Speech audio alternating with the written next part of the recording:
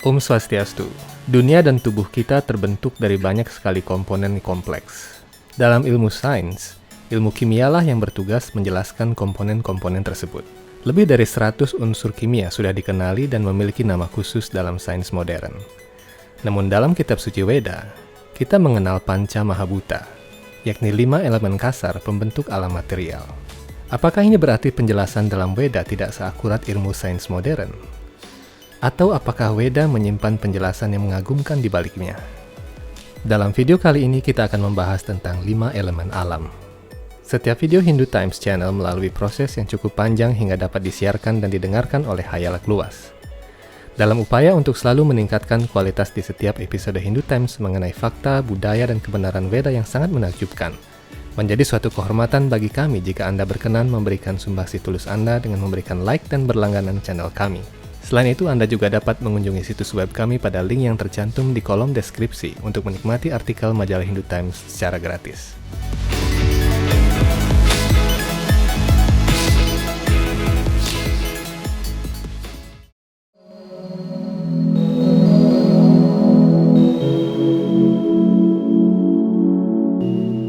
Kitab Suci Weda menjelaskan segala sesuatu dari sudut pandang Daivya atau rohani, sehingga hal menyangkut alam material kadang-kadang dijelaskan dengan cara dan bahasa yang sederhana. Hal ini dikarenakan tujuan Weda adalah mengajak umat manusia untuk kembali ke dunia rohani. Namun bukan berarti penjelasan Weda tidak akurat. Kitab Suci Weda dapat menjelaskan banyak hal dengan hanya satu kata sederhana. Seperti contohnya kata akasa, vayu, teja, apah, dan prithvi, yang tidak semata-mata berarti eter, udara, api, air, dan tanah secara harfiah. Istilah itu digunakan dalam bahasa Sanskerta untuk menggambarkan elemen material kasar dengan ciri-ciri dan sifat-sifat tertentu. Tuhan menurunkan cabang ilmu yang mempelajari tentang cara kerja alam material dan alam rohani yang disebut Sankhya Yoga.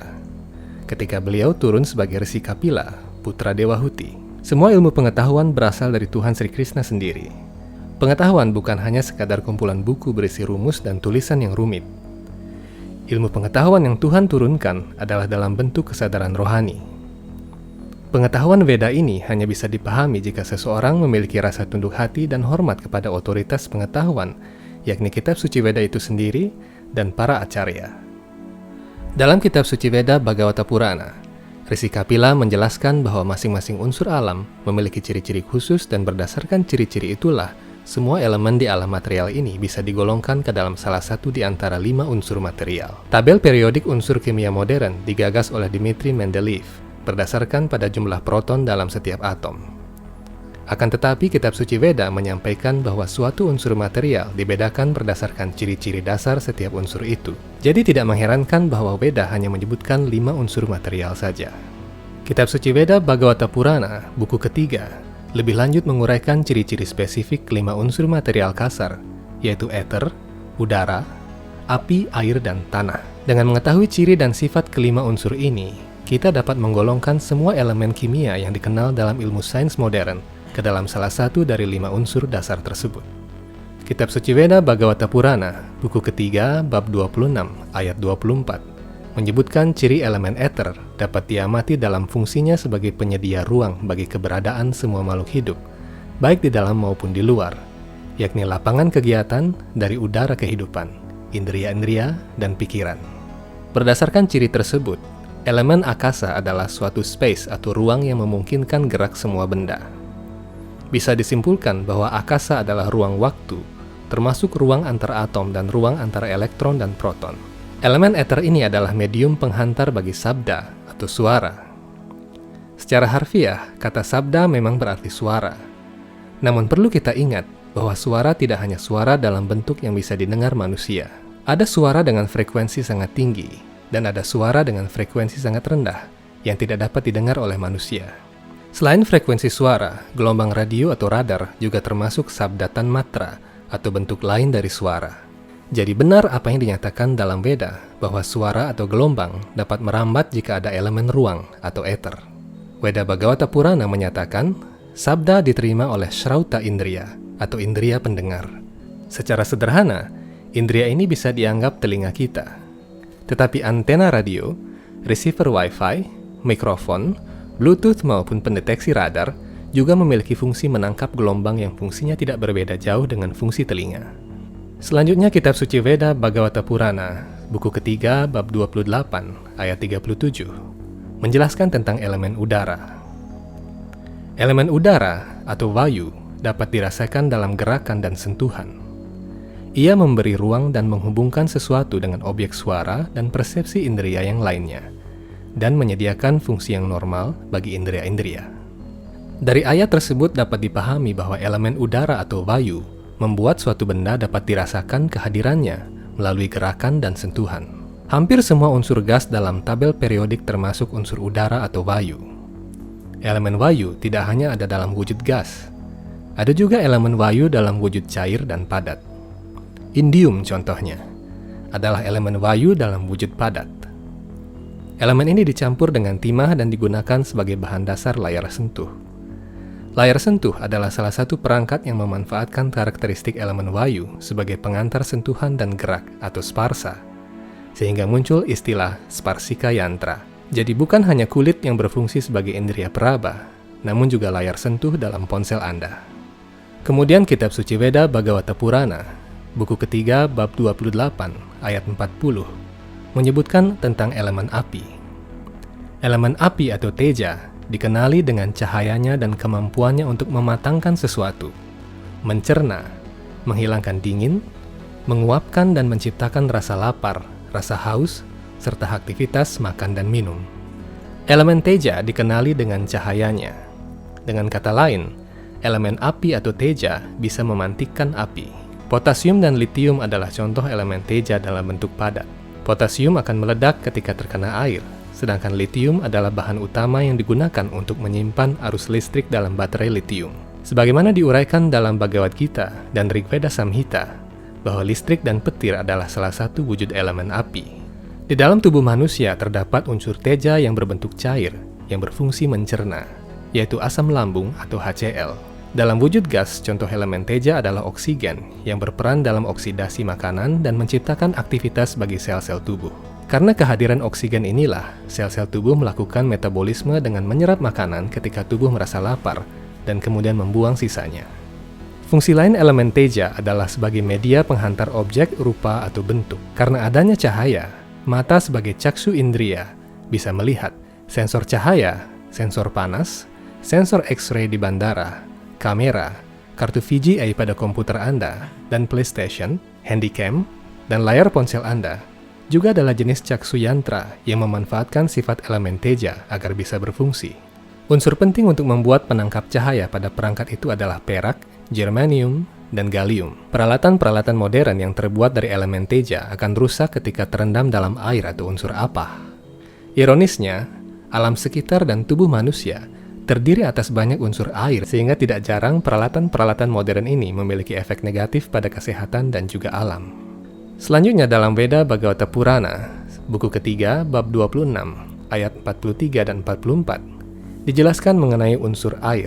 Unsur air dikenali dari kemampuannya melembabkan unsur lain, mencampur berbagai bahan, menyebabkan rasa puas, memelihara kehidupan, melembutkan sesuatu, mengusir rasa panas, terus-menerus menyuplai dirinya sendiri dalam sumber air, dan menyegarkan dengan cara menghilangkan haus. Air adalah bahan perekat bagi elemen-elemen material lainnya. Air yang diminum sehari-hari sudah tentu termasuk dalam elemen apah, karena air adalah elemen dasar penyusun kehidupan. Di lemari pendingin ada CFC yang bisa menyerap panas dan mempertahankan suhu dingin. Silikon juga adalah salah satu elemen apah yang ramah bagi tubuh. Silikon biasa dipakai untuk semikonduktor pada perangkat elektronik. Elemen apah atau air juga berfungsi mengantarkan objek rasa. Organ yang mampu menerima objek rasa adalah jihva indriya atau lidah yang senantiasa berair guna menghantarkan rasa. Saat lidah kita kering, kita tidak dapat merasakan rasa apapun. Ilmu pengetahuan modern belum mampu menciptakan alat-alat yang memiliki fungsi seperti elemen apah. Karena elemen apah atau air adalah unsur yang lebih kompleks dari teja. Karena elemen apah atau air adalah unsur yang lebih kompleks dari elemen teja. Membuat alat seperti alat pentransfer rasa terdengar mustahil dan tentunya akan memerlukan penelitian yang sangat lama. Bayangkanlah di suatu tempat, Anda bisa memfoto makanan dan mentransfer rasanya ke dalam ponsel Anda.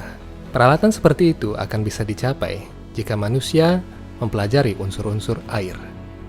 Dalam Veda Bhagavata Purana, buku ketiga bab 26, ayat 46, disebutkan tentang karakteristik elemen terakhir, yaitu elemen Prithvi atau tanah. Elemen tanah bisa dikenali dari kemampuannya untuk digunakan sebagai bahan bentuk, tempat tinggal, sebagai tempat penampungan air, dan sebagainya.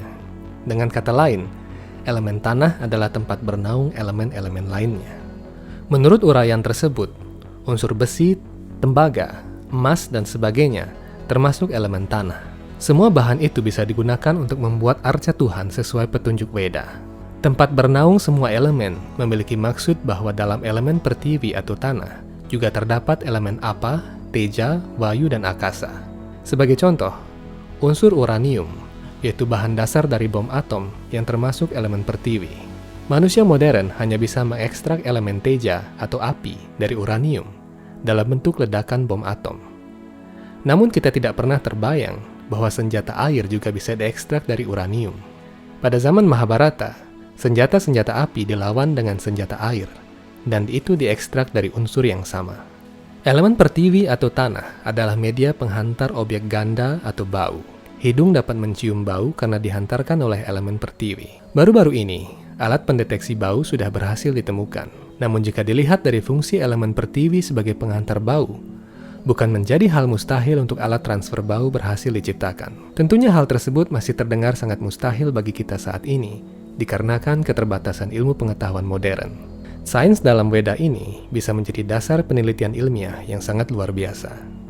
Penjabaran dari Veda Bhagavata Purana menyadarkan kita bahwa unsur ether, udara, api, air, dan tanah yang familiar untuk kita menyimpan penjelasan yang lebih kompleks tentang unsur dalam alam material ini, termasuk tubuh kita sendiri. Kelima unsur ini juga bisa menjadi jembatan unsur yang lebih halus. Kemajuan ilmu pengetahuan modern belum mampu menjangkau elemen yang lebih halus ini. Namun yang perlu diingat bahwa kelima elemen ini ada untuk membantu indria-indria kita untuk lebih dekat dengan Tuhan. Alangkah baiknya jika tubuh kita gunakan sepenuhnya untuk kegiatan rohani.